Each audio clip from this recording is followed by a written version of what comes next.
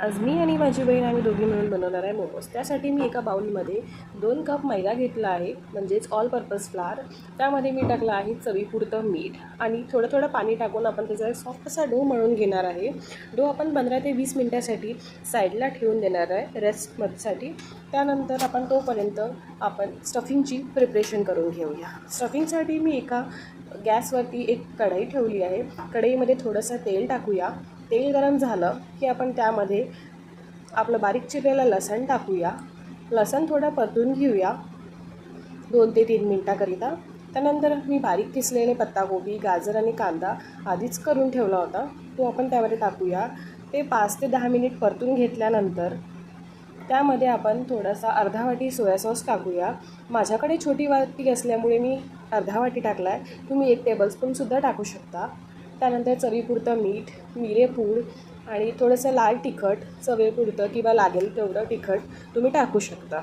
त्याला 5 ते 10 मिनिट आपण परतून घेऊया। जास्त शिजवायची गरज नाही आहे, कारण आपण नंतर मोमोजसुद्धा स्टीम करून घेणार आहे, तर भाज्या त्याच्यामध्ये पण शिजणार आहेत। एका दुसऱ्या कढईमध्ये आपण तोपर्यंत चटणीची प्रिपरेशनसाठी अर्धा गडवा पाणी टाकूया। पाणी गरम झालं की त्यात काप करून 3 टमॅटो टाकले आहे मी, 3 लाल मिरच्या टाकल्या आहे, तुम्ही लागेल तेवढं टाकू शकता आणि थोडंसं 2-3 काप करून लसूण पण टाकूया। चटणीसाठी जी आपण प्रिपरेशन केली आहे तिला बॉईल येऊन साईडला ठेवून देऊया। तोपर्यंत इकडे मी मैद्याचे गोळे करून घेतले आहे आणि पोळ्या लाटून घेतली आहे। त्याचे आपण 2 ते 3 ते 4 आपण छोटे छोटे सर्कल्स काढून घेऊया एका पोळीमधून। थोडं इझी जातं हे असं पद्धतीने बनवलंच तर। त्यानंतर आपण चटणीचं जे प्रिपरेशन होतं ते शिजलेलं आहे, तोपर्यंत आपण ते का थंड करून आपण मिक्सरच्या जारमध्ये काढून घेऊया। त्यानंतर आपण त्याच्यामध्ये थोडंसं अर्धी वाटी साखर टाकूया, चवीपुरतं मीठ टाकूया, 2 टेबलस्पून सोया सॉस टाकूया, कोथिंबीर टाकूया आणि त्याला चांगलं मिक्सरमध्ये ब्लेंड करून घेऊया।